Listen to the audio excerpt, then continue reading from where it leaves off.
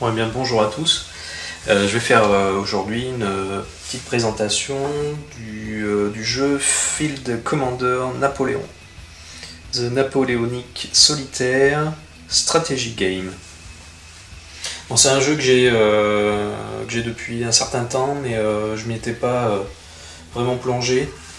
Et là, donc, j'ai profité des vacances pour me pencher sur la question.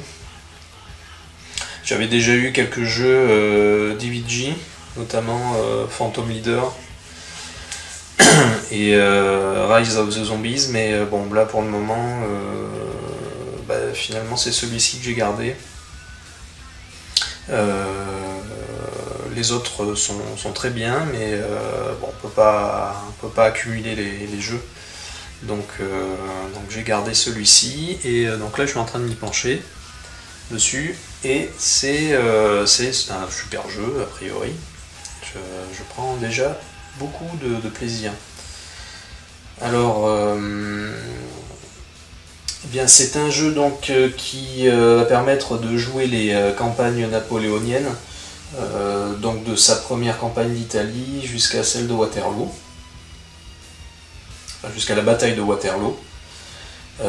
Et donc on aura 11 campagnes que l'on pourra jouer, donc Italie, Égypte, Italie à nouveau, troisième coalition, Prusse, Espagne, Danube, Russie, voilà, France, les 100 jours, bon. Donc de toute façon c'est pas un jeu historique, hein, c'est un jeu qui se veut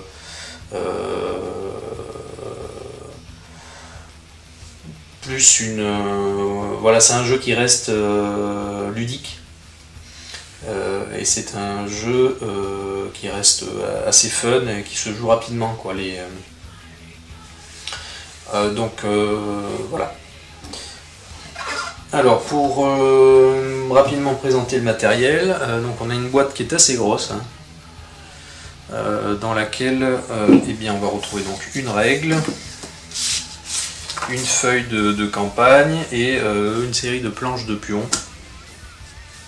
Donc j'ai déjà dépunché une partie, hein, pour les premières campagnes, et ensuite on retrouvera toutes les forces donc ennemies et françaises par période. Donc je reviendrai sur le détail des pions. Mais bon, là on a vraiment un grand nombre de tuiles, de pions, vous voyez. Donc là j'ai pas encore vraiment je suis loin d'avoir tout dépunché. Et on va donc ensuite avoir les plateaux de campagne, hein. Donc là on a l'Espagne, bon, je vais pas tous vous les présenter, surtout que bon, ici je suis en train de faire une partie, donc c'est je vais les prendre dans l'ordre, hein. Donc c'est la campagne d'Italie de 1796, donc voilà, Russie, etc. Donc on a vraiment un bon nombre de plateaux. On a donc 1, 2, 3, 4, 5, 6, 7 plateaux au total, 8 plateaux, 1, 2, 3, 4, 5, 6, 7, 9, on a 9 plateaux. Voilà.